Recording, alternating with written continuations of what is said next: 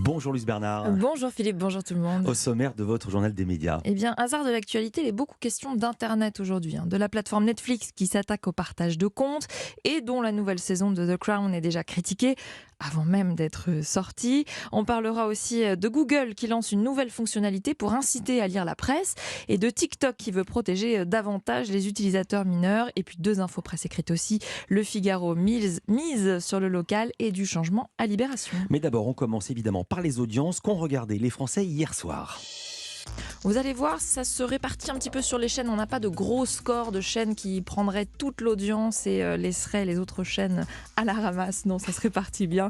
Première, c'est France 2 avec le téléfilm On n'efface pas les souvenirs. 2 700 000 téléspectateurs hier soir, 13,3% de part d'audience.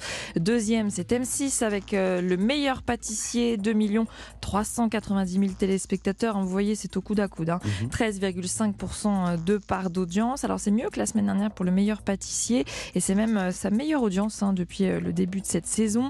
Troisième, c'est TF1 avec la suite de sa série Good Doctor, 2 300 000 téléspectateurs hier soir, 12% de part d'audience. Là, c'est en nombre de téléspectateurs la moins bonne audience de cette saison 5. À noter que sur C8, Mongeville cartonne toujours autant avec 1,5 million de téléspectateurs hier soir. Europe 1, le journal des médias.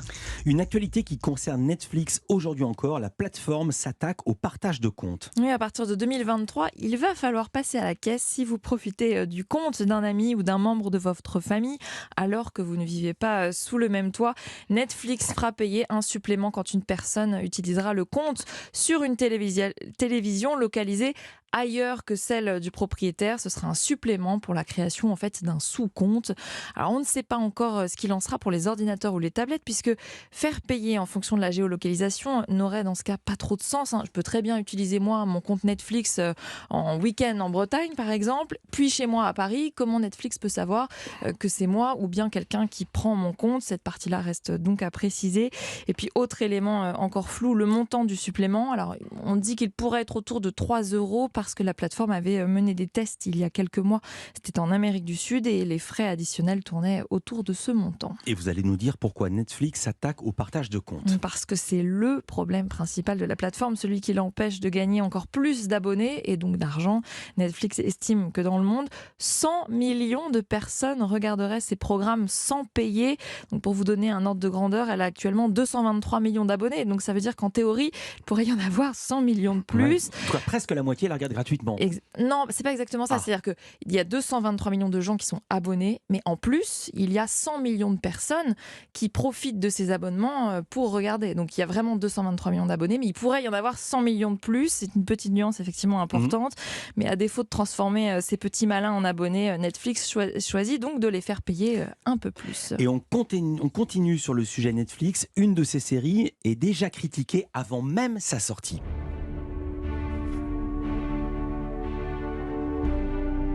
Oui, la très attendue saison 5 de The Crown dont vous entendez le générique, série inspirée de l'histoire de la famille royale britannique.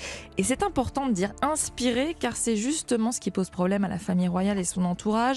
La presse anglaise raconte qu'ils sont en colère contre cette fiction qui nuirait à l'image des Windsor et qui prendrait beaucoup de liberté avec la réalité. Bon, c'était déjà le cas pour les précédentes saisons, c'est critique.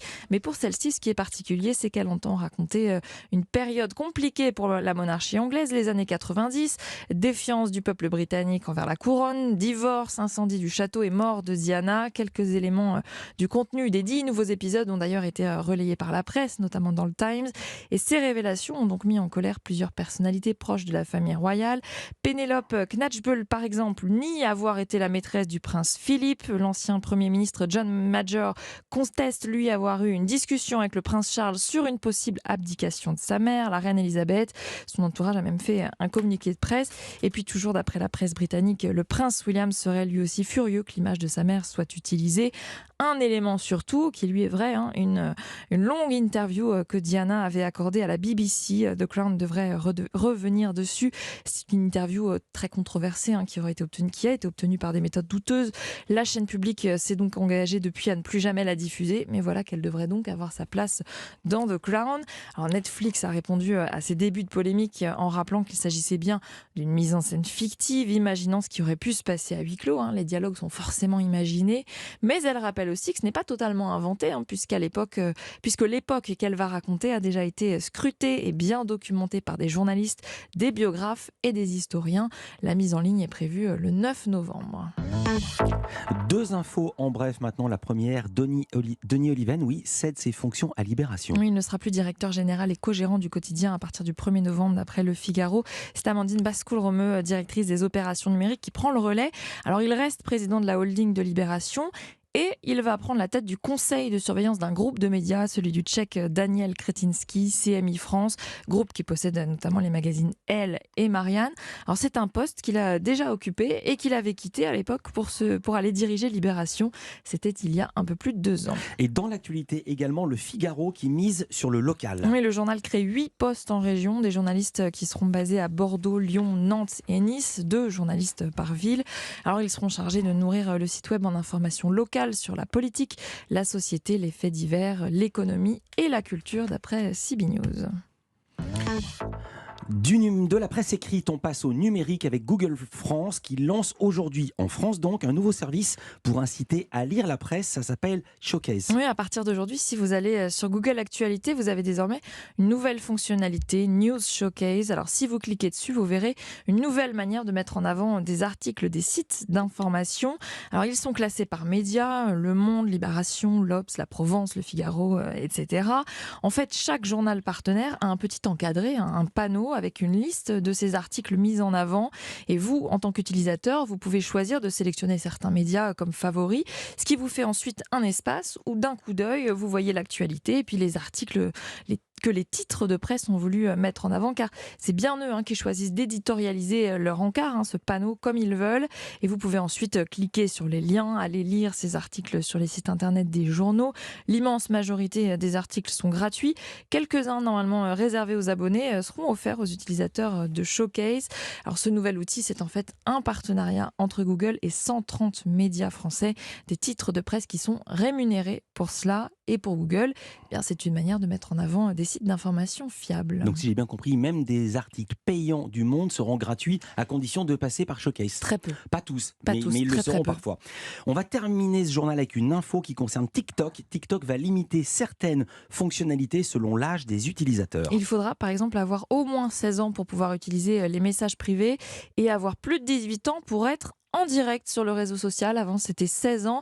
Et puis, certains utilisateurs pourront aussi activer une option pour que ce direct, justement, ne soit regardé aussi que par des membres majeurs. Alors, pas question pour autant d'en faire une plateforme remplie de porno ou de nudité. Ça reste interdit sur le réseau social. Non, en fait, il s'agit plutôt pour TikTok de tenter de protéger davantage les mineurs. Si TikTok vise justement particulièrement les vidéos en direct, c'est parce qu'il est plus compliqué, en fait, de les modérer. Bon, dans les faits, aucun contrôle strict, en fait, de l'âge n'aura lieu. N'importe quel mineur.